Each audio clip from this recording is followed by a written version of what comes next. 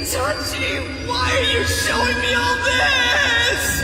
An unexpected betrayal is a great way to give an anime a whole new direction. However, some betrayals feel way too personal, not just to our characters, but to the viewers as well, who feel enraged by the horrifying actions of these characters. So in this video, we're gonna look at 10 of the worst betrayals in anime that shocked us to our cores. But before we begin, tell me in the comments about the betrayal that hurt you the most. We're starting off with Tenji's betrayal in Tomodachi Game. Shibei's innocent. I'm the one who's done that. Are you really telling us you're a killer? Anyone who's watched this mind-bending thriller will agree that the way Tenji put his friends in a dangerous and life-changing game was messed up on so many levels. Sure, he had a rough past, but that doesn't justify hurting a guy like Yuichi, who pretty much worships his friends. And when he realizes that one of his beloved friends is intentionally trying to ruin his life, something just cracks in him. The demons of his past take over his body as he goes all out to destroy the game and Tenji in the process. His quest for revenge is unique in many ways, and I highly recommend you join him on this wild ride. Next up, we have Malty's betrayal in the Rising of the Shield Hero.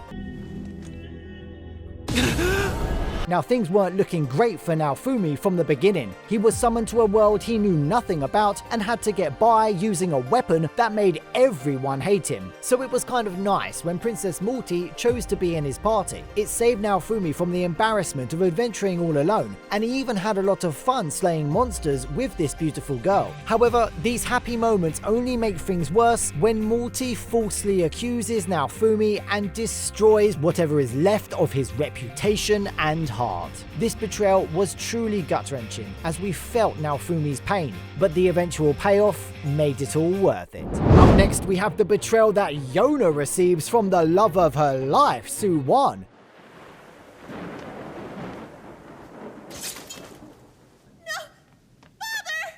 It all starts when Yona's father, the Emperor, forbids her from getting into a relationship with her cousin, Su-won. Heartbroken, Yona goes to plead her case to her dad when she finds Su-won stabbing her dad in cold blood. I mean, you don't have to stab the guy just because he told you to stay away from his daughter. And as you can imagine, this event traumatizes Yona and sends her on a quest of revenge like no other. From what started as a romantic premise, we get one of the best coming-of-age revenge stories of all time. Another harrowing moment that made us all lose faith in humanity was the way Isabella deceived her children in the promised Neverland. Yes, I remember. Connie will become a lovely young woman, and a good mother, too. The way she came off as a kind and loving mother to these orphans can never prepare you for what's going to be revealed in the very next episode. You see, in addition to taking care of children in the orphanage, she also raises them as cattle for hungry demons, who devour these kids after they are old enough. What's even crazier is that Isabella makes sure that none of the other kids find out what awaits them. Later in the anime, we find out the truth behind her insane behavior, and she even gets a chance to redeem herself. But I don't think it lessens the shock of her initial betrayal at all. Aizen's betrayal in Bleach has to be one of the greatest villain reveals in all of anime. And goodbye. The soft-spoken captain of the 5th Division surprised everyone when he revealed how he's been scheming against the Dark King all this time. The thing that left me speechless was just how cunning this guy really was. He pretended to be a goofball at times and was very kind towards his underlings. However, it all changed the moment he showed his true colors. Suddenly, he didn't feel bad about killing anyone, not even his beloved Lieutenant Momo, because he believed his actions were justified. His battle against Ichigo and Urahara was the only reason I kept watching Bleach, and now I'm really glad that I did. At number 5, we have Murika, who single-handedly changed the direction of Steins Gate when she shot Mayuri in front of Okabe's eyes. Oh God, Mayuri! Please, no. Up until that point, the show was exciting but pretty laid back. That all changed when Okabe was forced to race against time as he tried to save Mayuri. In all honesty, Mariko's betrayal wasn't that surprising, since it was clear that she was hiding something from our protagonist. Still, no one expected her to commit bloody murder just to get her hands on the time machine. The way Steins Gate handles this twist is a masterclass in writing, and one of the reasons why the anime is placed among the greatest of all time. Next up, we have Rachel's infamous betrayal in episode 12 of Tower of God.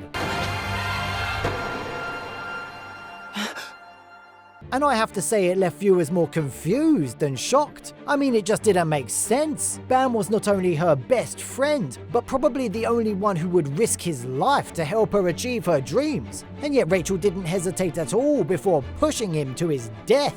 Well, it turned out Rachel did something so terrible because of jealousy. She wanted to prove her worth by climbing the tower, but she soon found herself getting outshined by Bam, who always looked up to her. This realization forced her to make a deal with the devil, and she ended up becoming one of the most hated characters in all of anime. At number 3, we have the revenge saga of the Count of Monte Cristo, which follows Dante as he begins a long and bloody journey to get revenge on everyone who wronged him. And boy, it seems like the entire world is on his hit list. I mean, first, he gets imprisoned on the day of his wedding thanks to his friends who falsely accuse him of some horrible things. What's even worse, however, is that the girl he was marrying married the people who betrayed him while he was in prison. I mean, is it even surprising that the guy made a deal with the vampire to get revenge? But while his motivations are obvious, it doesn't mean the anime is lacking in twists and turns. So you should definitely check it out. Next up, we have arguably the most famous betrayal in all of anime. Yeah, you figured it out. I'm talking about Reiner and Bertolt's heinous betrayal in Attack on Titan. Here right now! We settle this once and for all! I don't think it's possible to say anything new about what the two of them did. What I will say is that their lies and deceit changed, or more accurately, broke something inside our protagonist. Eren was never the same after learning that two of his closest friends were responsible for the brutal death of his mother.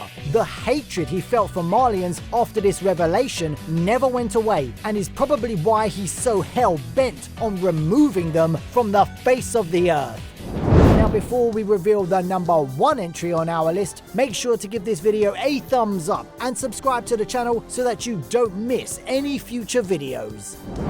And that brings us to Kyubey the monster, whose dark and twisted antics left many questions that haunt me to this day. Sense then that since you'll eventually become witches, you should be called magical girls. The cute cat-like creature doesn't look evil from any angle, but that's exactly what it is. The way it manipulates little girls into becoming magical girls is abhorrent. Since we know what these girls are signing up for, they will have to spend their entire lives fighting off witches who used to be innocent girls just like them before they lost their minds thanks to all the fighting. And Kyubey, who's keeping this cycle of hate going, feels no remorse whatsoever for his actions. You might have seen a magical girl anime before, but nothing can prepare you for the horror that is Puella Magi Madoka Magica. And that brings an end to today's video. Thank you so much for watching, and I'll see you in the next one.